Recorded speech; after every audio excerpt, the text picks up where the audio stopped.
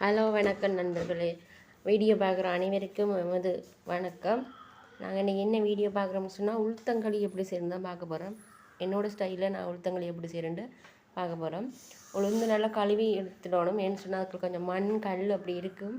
அதை நல்லா சுத்தம் பண்ணிவிட்டு நீங்கள் வறுக்கணும்.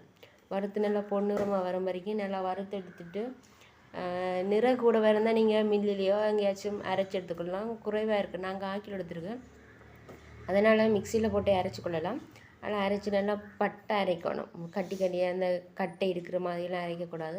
நல்லா பட்டை ஏன்டா குழந்தை பிள்ளைகளுக்கும் கொடுக்குறது தானே. அதனால் நாங்கள் வந்து நல்லா பட்டை எடுத்துக்கொள்ளலாம். எடுத்துகிட்டு நான் ஒரு பாதி அளவு தேங்காய் திருவி வச்சுருவேன். அதை முதல் பாலை எடுத்து தனியாக வச்சுட்டு 2ஆம் பால் 3ஆம் பாலில் நல்லா கட்டிப்படாமல் கரைச்சி கொள்ளணும். கரைச்சி கொண்டு கொஞ்சம் உப்பு, மற்றது நான் சீனி 1 சுண்டு மாவுக்கு 1 சுண்டு சீனி போட்டிருக்கேன். எங்களுக்கு இனிப்பு கொஞ்சம் கூடுதலாக தேவைன்றதால உங்களோட அளவுக்கிட்ட மாதிரி நீங்கள் கொஞ்சம் இனிப்பை குறைச்சி கொள்ளலாம்.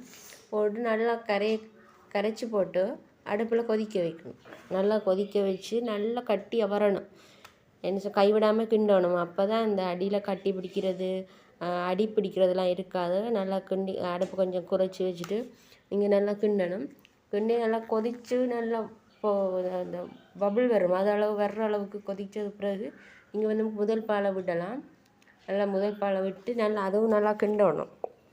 நல்லா கிண்டி இப்போ கட்டிப்படாமல் நீங்கள் வச்சுக்கொள்ளணும், பார்த்துக்கொள்ளணும். அதுக்கப்புறம்னு சொன்னால் உங்களுக்கு விருப்பினா நீங்கள் வறுத்த பயிறு இல்லை நட்ஸ் ஏதாச்சும் போடலாம். கொஞ்சம் போட்டால் உள்ள கடி போகிற டைமில் டேஸ்ட்டாக இருக்கும். இப்படி தான் நான் செய்கிறேன்னா, நீங்கள் உங்களுக்கு பிடிச்ச மாதிரி நீங்கள் ஏதாச்சும் போட்டு செய்துக்குள்ள நல்லா கட்டியாக வரணும்.